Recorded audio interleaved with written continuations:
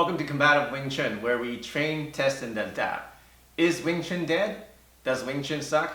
I know, you're asking, why is a Wing Chun guy trying to say that Wing Chun doesn't work? Okay, well, before we go on, I know I'm going to get a lot of bad comments on both sides, okay? Wing Chun, people who love Wing Chun and people who hate Wing Chun. So before you start making any kind of comments, just hear me out for a second, alright? So my purpose of this video is not to bash anything, not to bash any Wing Chun, not to bash any other martial arts. I appreciate all martial arts and we can learn from every martial art. Every martial art has weaknesses and strengths, okay? Wing Chun is just like them. So my purpose is for you to analyze, hopefully from this video you will see and start to analyze your training and ask yourself, how can you make it better? How can you improve your training? How can you make it more effective? So that's the purpose of this. So I'm not here to say that something's better, we're better than other people, or other people are better than us, or I'm better, or it doesn't matter. Just forget about that, okay? Just try to be open-minded and to think, how can I, or how can you improve and better your training and your martial arts? So let's talk about some weaknesses of Wing Chun. And this is not actually just for Wing Chun, there's a lot of other martial arts that have these weaknesses too. So the first one is lack ground defense. So we're not talking about ground fighting, which is what you try to submit and trying to get positions and stuff like that, and stuff like staying on the ground and fighting. We're not talking about ground fighting. We're talking about ground defense, which means if you get on the ground, if you get tackled or you trip or you fall and you're on the ground, now what do? How do you get back up? How do you prevent somebody from kicking you in the face? How do you prevent someone from mounting you? If you do get mounted, how do you get up? Okay, so that's ground defense on the street because you don't want to stay on the ground when you're in a street fight. Now I know, like if your goal is just to do Wing Chun and do Qi style and get good at all the hand stuff, that's great. But you go in the street, pretty much every kid these days is taking MMA and they know how to do a takedown. That's one of the first things they learn. All right, so if you can't even handle a takedown, if you end up on the ground, you don't know what to do. If you don't have ground defense, how can you fight? Okay, so what is your goal? If your goal is to be good at fighting, self-defense, then why not have ground defense training, right?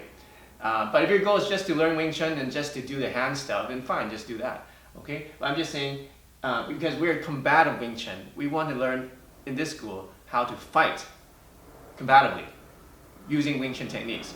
So one weakness is lacking ground defense. So what do we do about that? I'll let you decide what you think and what your suggestions are about this weakness in Wing Chun.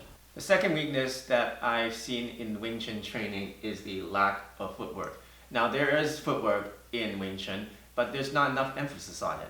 There's not enough training on how to use it for evasion, how to use it for flanking the opponent, how to use it for getting the better position. There's just not enough training. I'm not saying there's none, and some schools have really good training, but I've seen that most schools don't have enough of it. And why is footwork important? Well, if you're going to fight somebody, most people, boxers, kickboxers, one of the emphasis is footwork.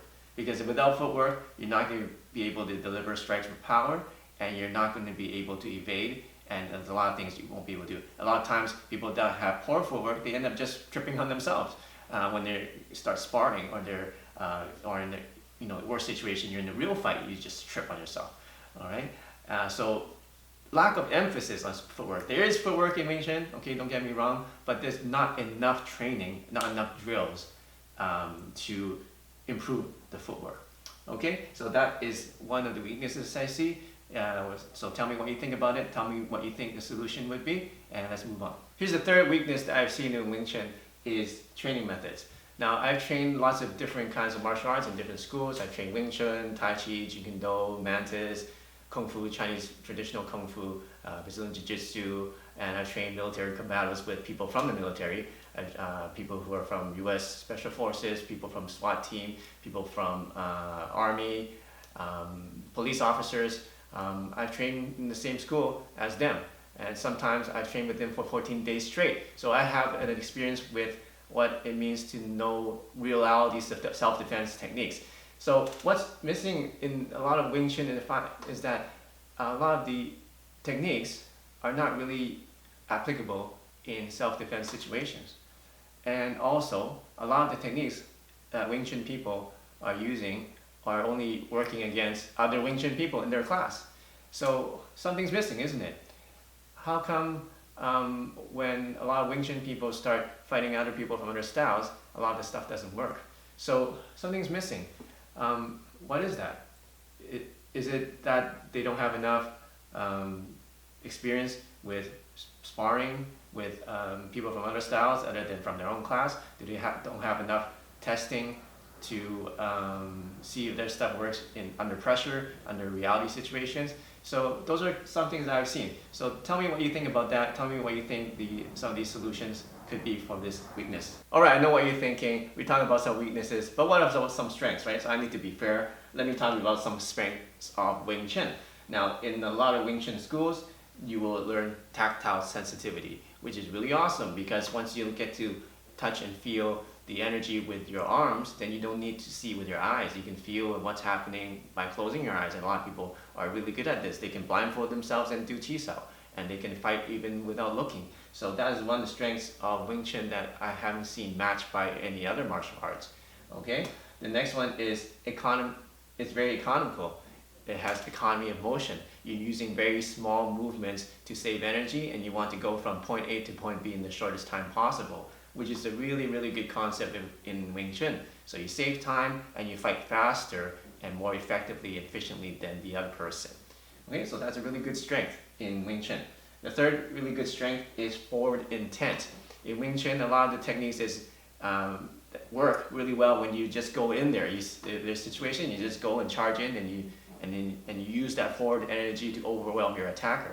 Very useful skill to have to overcome your fear and to attack the attack, right? A lot of times your hesitation and your fear will get you killed.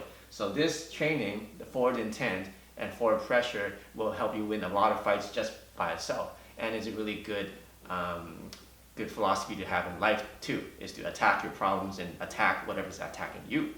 It's one philosophy that really works. So these are three strengths and that I've seen in Wing Chun. So what do you think about them, and how can you improve on them?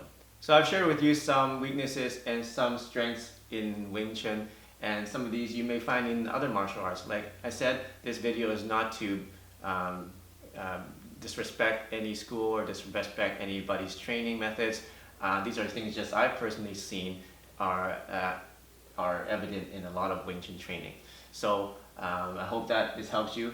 And the reason that we do this is our model here, one of the models here at the Combative Wing Chun is train, test, and adapt. You need to practice first, train the technique, then test it out to see if it works, then adapt, change it. If it doesn't work, then change it. If it works, keep going with it. So don't get stuck into one frame of mind and get stuck in your life. A lot of the things that you learn in martial arts you can apply to life. So one of the worst things you can do to yourself is to make yourself stuck. And a lot of people are mentally stuck in their life, in their jobs, in their careers, in their relationships. They're stuck because they don't change. You don't test. And when you do test and they fail, you don't adapt. You don't change. You're not trying to analyze and see what's working, what's not. So that's one of the keys to success. You need to test and adapt, okay? And get good at whatever you train, right? You need to get good at what you do too, okay? So that is one of our main philosophies at Combative Wing Chun. Train, test, and adapt. So I hope that this video helps you out, helps you open your mind a little bit, start thinking about your own training, about things that you can improve, and start analyzing them, without any other people's opinions. Just figure this out on your own. You don't need to listen to me. You don't need to listen to anybody else. Just sit down and think about it yourself and analyze it yourself. Okay, so tell me what you think about this. Tell me what your comments are. What do you think can improve your own training or Wing Chun in general. So hope you like this video. Make sure you subscribe to this channel, and we'll see you soon.